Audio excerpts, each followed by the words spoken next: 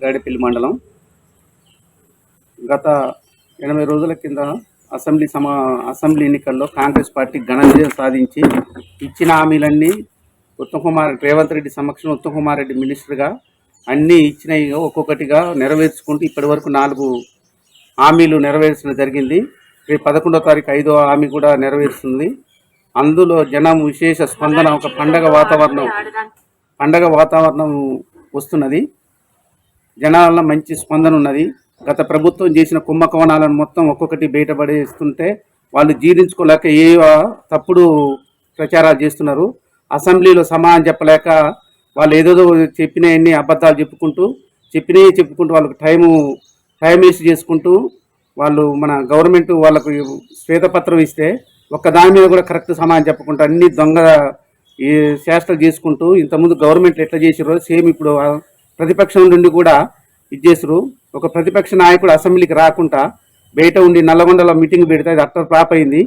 ఆ మీటింగ్ వల్ల ఇంకా ఆయన ఉన్న పరువు కాస్త కూడా తీసుకున్నాడు. ఇక జరగబోయే ఎన్నికల్లో బీఆర్ఎస్ అనేది పోటీ అనేది ఉండదు అనుకుంటున్నాం. ఉండకపో కూడా మా హుజూర్నగర్ నియోజకవర్గ సమక్షంలో అత్యధిక మెజార్టీతో పార్లమెంట్ ఎన్నికల్లో అత్యంత మెజార్టీతో మా సార్ అన్న ప్రకారం 3 లక్షలు అంటున్నారు. కానీ ఇంకెక్కువనే వస్తుంది. ఇప్పుడున్న ప్రజల సమస్యల వల్ల, ప్రజల ఉన్న వల్ల అంత స్పందన ఉంది. ఎట్టి పరిస్థితుల్లో పార్లమెంట్ ఎన్నికల్లో వన్ సైడ్ అవుతుంది. ఈ టీఆర్ఎస్ చేసిన ఆక్రమాలు ఒక్కొక్కటి మొత్తం మా ఉత్తమ్ కుమార్ రెడ్డి గారు దాన్ని నిలబెట్టి ఊరు నుంచి కూడా ఎవరు ఏందనేది కూడా చేస్తున్నాడు. అందుకనే ఎట్టి పరిస్థితుల్లో గవర్నమెంట్ చాలా సంతోషంగా, జనాలలో చాలా సంతోషంగా ఉంది. ప్రతిపక్షాలు అన్ని దొంగ మాటలు చెప్తున్నారు, దొంగ సేగలే చేస్తున్నారు తప్ప రెండోది ఏది లేదు.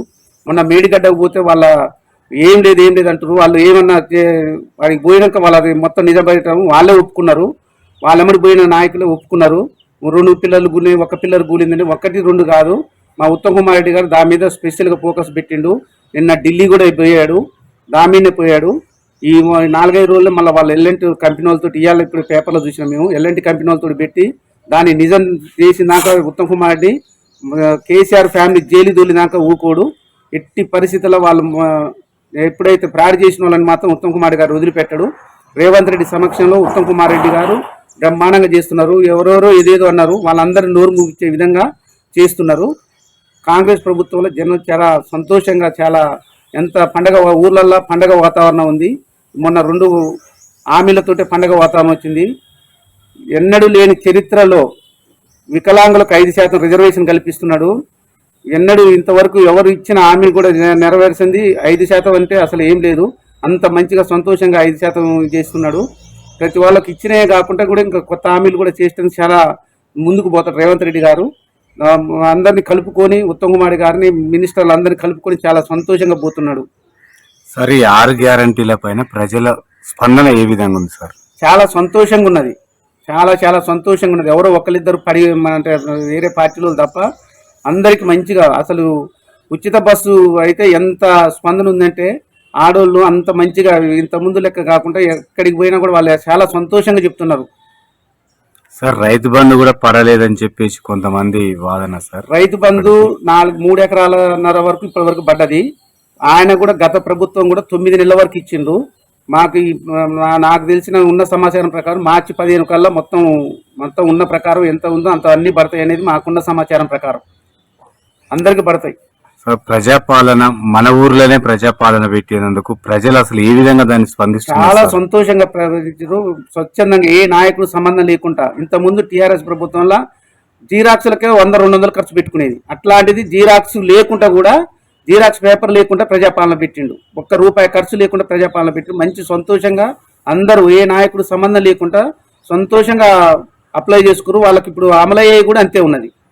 సరే, ప్రజాపాలనలో ఎక్కువ ఏ సమస్య పైన అప్లికేషన్స్ పెట్టుకున్నారు సార్ ప్రజలు? ఇందిరమ్మ ఇండ్లకు మెయిన్ పెట్టుకున్నారు. తర్వాత రేషన్ కార్డులు అనేది త్వరలో అది కూడా ప్రకటిస్తున్నారు. గత ప్రభుత్వం 10 సంవత్సరాల నుండి ఒక్క రేషన్ కార్డు ఇవ్వలేదు. ఇవాళ ఏదేదో చెప్తున్నారు టీఆర్ఎస్ వాళ్ళు. మీరు 90 లక్షలు ఉంటే 40 లక్షల వాళ్ళకి గృహజ్యోతి ఇస్తున్నారు, అది ఇదని. మీరు ఒక్క రేషన్ కార్డు శాంక్షన్ చేయకుండా మాకు రేషన్ కార్డు వచ్చినాక అందరికీ చేస్తా అంటాడు. అర్హులైన వాళ్ళందరికీ ఇస్తా అంటారు. ఇప్పుడు మళ్ళీ కొత్తగా ఆయన అప్లై చేసుకోకుండా మళ్ళీ ఇప్పుడు అప్లై చేసుకోమని చెప్తుంది ముందుకు వచ్చింది ప్రభుత్వం. మళ్ళీ కూడా అప్లై ఎవరైనా అనివార్య కార్యక్రమాలు చేయకుంటే మళ్ళీ కొత్తగా చేసుకోమని చెప్తున్నది. అంటే ఈ పాలనలో ఇందిరమ్మ రాజ్యం తీసుకొస్తారు అనుకుంటున్నారా సార్? 100-200% ఇందిరమ్మ రాజ్యం ఆల్రెడీ జనాలలో నమ్మకం వచ్చింది. మా ఉత్తమ్ కుమార్ రెడ్డి గారు నిద్ర లేకుండా 2 నియోజకవర్గాలు, రాష్ట్రం మొత్తం కాకుండా 2 నియోజకవర్గాల్ని గెలిచి 80 రోజులు కాకముందే మా గడ్డిపల్లి గ్రామానికి ఇప్పటికే 50 లక్షల వరకు ఇచ్చాడు. ఇక్కడ స్థానిక రెడ్డి ఓడిపోవడానికి కారణాలు ఏంటి? ఆయన చేసిన కుంభకోణాలు, ఆయన చేసిన అవినీతి, ఆయన చేసిన దొరల పాలన, ఆయన ఏం చెప్తుంది ఉన్నట్టుండి పోలీసులతో ఇబ్బందులు పెట్టించి చేసిన వల్లనే ఆయన అడ్రస్ లేకుండా పోయి ఇంకా సైదిరెడ్డి అంటే ఆయన మళ్ళీ హుజూర్నగర్లో కానపడ్డాడుగా. అంటే సార్ ఇక్కడ కొన్ని చోట్ల వరి పొలాలు ఎండిపోతున్నాయి, దానిపైన రైతులు కూడా ఇబ్బంది పడుతున్నారు కదా సార్. మా ప్రభుత్వంలో ఎండలేవు అంటున్నారు బీఆర్ఎస్ వాళ్ళు, అది నిజమా? వాళ్ళ ప్రభుత్వం వల్ల నీళ్లు గేట్లు తీసుకుంటే కూడా నీళ్లు వారం రోజులు వారబంది పెట్టారు. మా ప్రభుత్వంలో నీళ్ళు లేవు. నీళ్ళు లేకున్నా కూడా మొన్న రైతుల ఇబ్బందితోటి మా ఉత్తమ్ కుమార్ గారు పునుగోడు ప్రోగ్రాంకి వస్తే అడిగిన 3 నాడే 10 రోజులు ఇచ్చాడు. ఆ 10 రోజుల వల్ల 90% పొలాలు బయటపడ్డాయి. ఆ 10 రోజులు లేకుంటే ఇబ్బంది ఉన్నది. నీళ్లు రావు, నాట్లు వేసుకోవద్దని రైతులు చెప్పారు. అయినా కూడా బోర్లు బావుల కింద పెట్టిండు. ఆ 10 రోజులు ఇచ్చాడు. ఆ 10 రోజులతోటి 90% ఇదైంది. ఇంకా 3-4 రోజులలో ఇంకో తడి అంటే తాగునీరు ఇబ్బంది వస్తుందని చెప్పి వాళ్ళు చేస్తున్న తాగునీరు సమస్య వల్ల కొద్దిగా అనివార్య కార్యక్రమాలు చేయలేకపోతున్నారు. మళ్ళీ ఇంకొక తడి నీళ్ళు వదిలే అవకాశాలు ఉన్నాయి.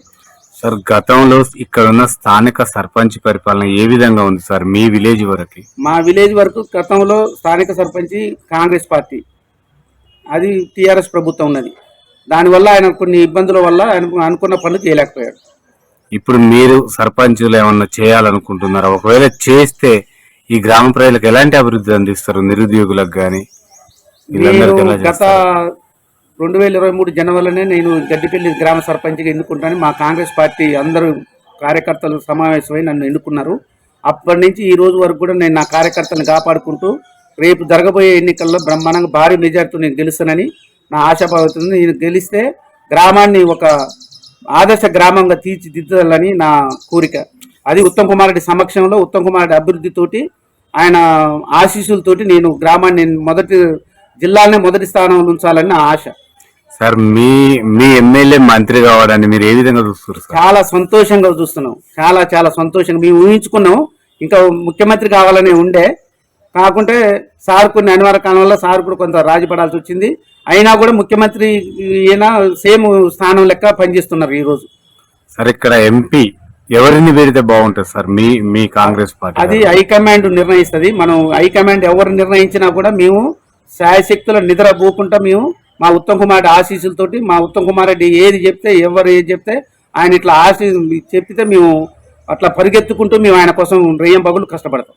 సార్ ఇప్పుడు సర్పంచ్ ఎన్నికలు వస్తున్నాయి, ఎంపీ ఎన్నికలు వస్తున్నాయి. కాన్స్టిట్యున్సీ పరంగా ఎంపీ ఓటేసే అభ్యర్థులకు కానీ సర్పంచ్ ఓటేసే అభ్యర్థులకు అంటే ఓటర్లకి ఏం చెప్పదలుచుకున్నారు? మేము రేపు ఎంపీకైనా రేపు సర్పంచ్కైనా కూడా మేము ఇచ్చిన హామీలందరినీ ప్రతి ఒక్క అర్హులైన వాళ్ళందరికీ అమలు చేస్తామని హామీ ఇస్తున్నాం మేము. అది ఉత్తమ్ కుమార్ రెడ్డి ఆశీస్సులతోటి.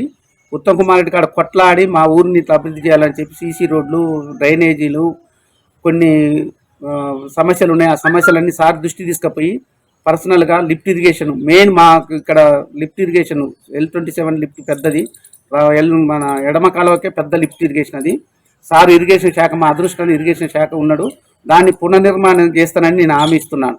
జనాలు సార్ కాడ కొట్లాడి దాన్ని అప్పుడు సారే 18 కోట్లు శాంక్షన్ చేశాడు. ఈసారి 50 కోట్లతోటి దాన్ని పునర్నిర్మాణం చేపిస్తామని చెప్పి నేను జనాల తరపున హామీ ఇస్తున్నాను. సార్ ఇప్పుడున్న మంత్రి గతంలో ఎంపీగా ఉన్నప్పుడు ఈ విలేజ్ కి ఎలాంటి అభివృద్ధి చేసింది సార్? సారు ఎంపీ నిధుల నుంచి మాకు ఒక 50-60 లక్షల రూపాయలు రిలీజ్ చేశాడు. సారు మ్యాక్సిమం ఏ ఆపద వచ్చినా ఏది చేసినా మాకు మంచి రెస్పాండ్ అయ్యాడు. కార్యకర్తలకు మాకు ఇబ్బంది వచ్చిందంటే మమ్మల్ని కాపాడుకున్నాడు.